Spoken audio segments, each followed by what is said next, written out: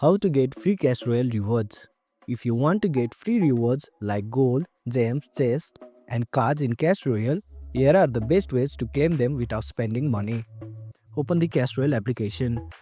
Check the sub daily for free rewards like gold, gems, and wildcard. Some seasonal events also offer free chests or items in shop. You can play limited time challenges to win free magic items, gold, and gems. Participate in global tournaments to earn rewards based on your ranking. You can claim Royal Passes free track reward.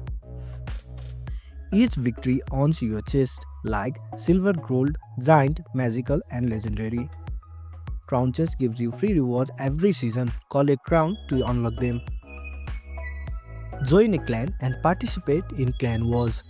Play clan wars for better rewards including trade tokens, wildcard, and chests. You can watch ads and use Supercell creator codes.